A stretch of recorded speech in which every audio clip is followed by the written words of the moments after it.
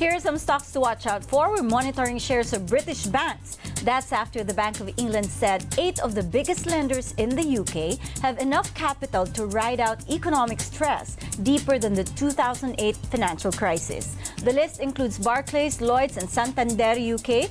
Also in focus, shares of Air France-KLM. The carrier's stock plunged after Deutsche Bank downgraded it to hold from buy. Air France-KLM shares are currently down, trading at 1.62 euros apiece. We're also looking at shares of Illumina. The American DNA sequencing giant was slapped with a record-breaking 432 million euro fine by the EU after a hasty deal to acquire cancer test provider Grail. Illumina shares will begin trading at $184.82. We're also keeping a close watch on Microsoft after it cleared major hurdles in its plan to buy video game maker Activision Blizzard. Microsoft shares are kicking off at $332.47 apiece. Asian markets ended mixed in Wednesday trade as they braced for the U.S. inflation report. Japan's Nikkei slumped 0.8% after data showed weaker than expected machinery orders and the producer price index posting its lowest rate in more than 2 years. The Hong Kong Hang Seng, meanwhile, still riding on a high on expectations of an easing tech crackdown and more stimulus from China. Some notable stock movements in the region. PlayStation maker Sony Group saw its shares tumble in Tokyo after a U.S. judge gave the thumbs up to Microsoft's $69 billion purchase of video game maker Activision Blizzard. Also noteworthy, shares of Adani Group companies fell despite news a flagship firm of Indian billionaire Gautam Adani raised 12.5 billion rupees from the sale of 3-year notes. It's the first rupee bond sale since it was targeted by short seller Hindenburg Research in January. Now here at home, the PSE index jumped back above the 6,400 level after gaining 8%. Despite today's jump, though, Trading Edge's Ron Acoba expects the market to continue trading within a tight range. The market has just been consolidating within a tight range, and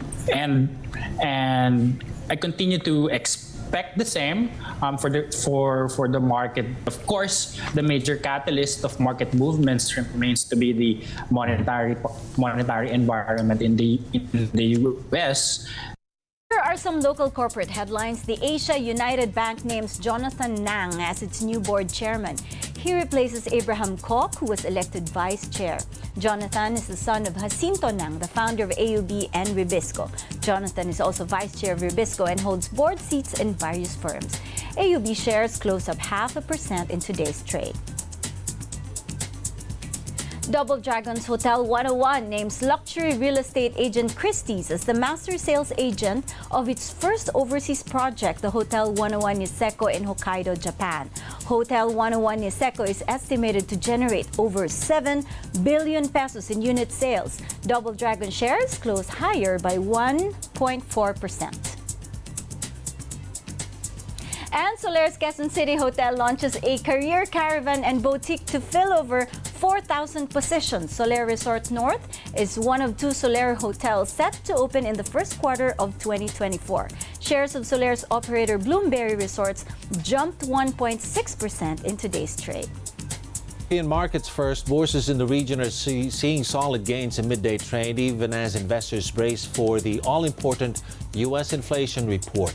The London's FTSE 100 leading advances. Traders there cheering the Bank of England's financial stability report, which said the British economy as well as banks are proving resilient despite higher interest rates. As for Wall Street, the opening call for all the major indices are pointing up as investors hope a further decline in inflation could temper the Fed's hawkish monetary policy stance. Forecasts show headline and core inflation will moderate in June. The CME Fed Watch tool, though, still indicating a 92.4% odds of a 25 basis point hike from the central bank. Traders are also buckling up for the second quarter earnings season, which will kick off with Wall Street banks, including JP Morgan and Wells Fargo.